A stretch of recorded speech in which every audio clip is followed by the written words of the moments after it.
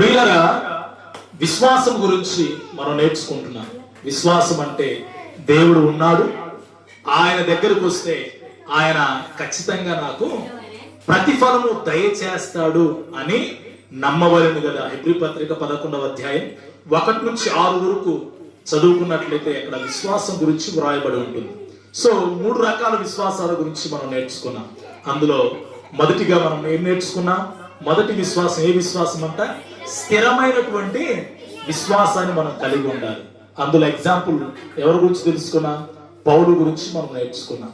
Okay, పౌలు ఎన్ని శ్రమలు, ఇబ్బందులు, ఇక్కట్లు వచ్చినా గానీ తను మాత్రం స్థిరమైన విశ్వాసాన్ని కలిగి ప్రభువును వెంబడించి అక్కడున్నటువంటి సంఘానికి, కొలస్సి సంఘానికి మీరందరూ కూడా విశ్వాసంలో స్థిరులై ఉండుడి అని తెలియజేశారు. ప్రియులారా, రెండవదిగా మనం ఎటువంటి విశ్వాసాన్ని కలిగి ఉండాలంటే నిలకడైనటువంటి విశ్వాసాన్ని కలిగి ఉండాలి.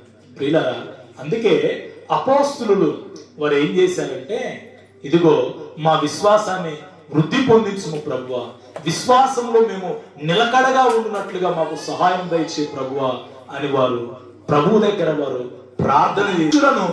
వారి మనసులను దృఢపరచుట కొరకై వారు ఏం చేశారంటే, వారి విశ్వాసంలో వారిని దృఢపరచుట కొరకై అపోస్తుల కార్యము 14వ అధ్యాయము 19 నుంచి 22 వరకు చూసుకున్నట్లయితే 22వ వచనంలో రాయబడింది, మనము అనేక శ్రమలు అనుభవించి పరలోక రాజ్యంలోనికి ప్రవేశించాలి. ప్రియులారా, ఇది నిలకడైనటువంటి విశ్వాసమును మనము కలిగి ఉండాలి. తర్వాత మనము విశ్వాసంలో బలమైనటువంటి విశ్వాసం మనం కలిగి ఉండాలి. బలమైన విశ్వాసం ఎవరిది? బలమైన విశ్వాసం అంటే మనం ఎగ్జాంపుల్ మనం చెప్పుకున్నాం. అబ్రహాము గారిది బలమైన విశ్వాసం.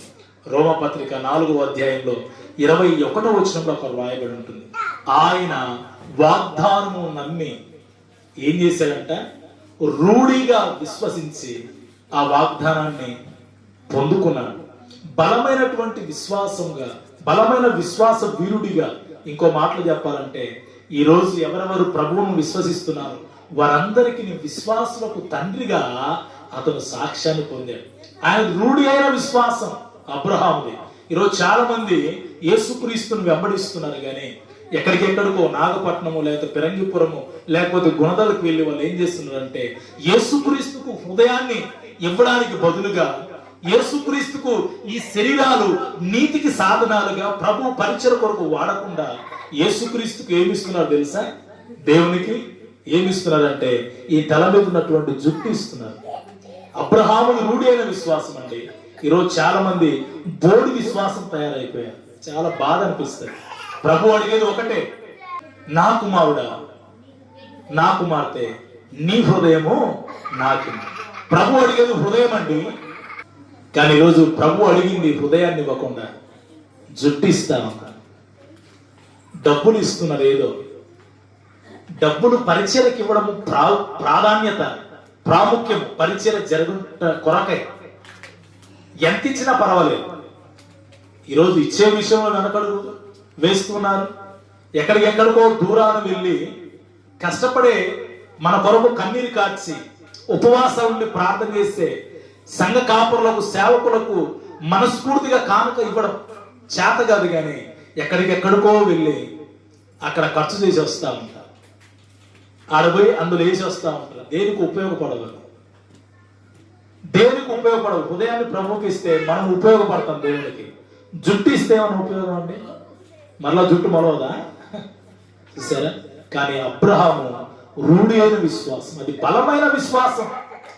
ఆ వాగ్దానాన్ని నమ్మాడు. 100వ సంవత్సరములో అతను ఆ బలమైన విశ్వాసాన్ని బట్టి తను వాగ్దాన పుత్రుని పొందుకున్నాడు. తల్లి, స్నేహితుడా, సోదరుడా, దేవుని సన్నిధికి వస్తున్నటువంటి నీవు ఎటువంటి విశ్వాసంతో వస్తున్నావు? రోమపత్రిక 10:15లో మాట, వినుట వలన విశ్వాసము కలుగును, విశ్వాసం క్రీస్తు మూలంగా కలుగును. యేసుక్రీస్తు గురించి విన్నది 12 సంవత్సరాల నుంచి రోగంతో బాధపడుతున్నటువంటి స్త్రీ ఎన్నో డాక్టర్స్ దగ్గరికి వెళ్ళింది, బాగు కాలేదు. కానీ యేసు ప్రభు గురించి విన్నది, యేసు ప్రభు యొక్క వస్త్రపు చెంగు ముట్టుకుంటే నా రోగం బాగవుతుందని అనేక జన సమూహములు ఉన్నప్పటికీ తను ప్రభు దగ్గరికి వెళ్ళింది.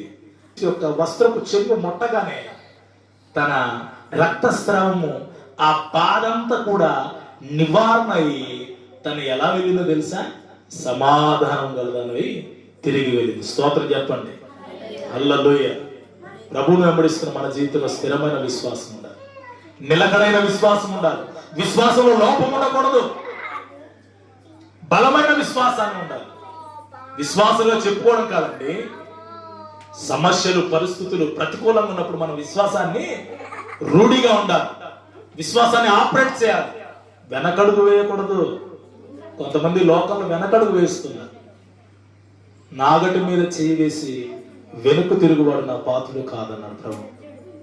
దయచేసి విశ్వాసాన్ని కలిగి ఉండండి.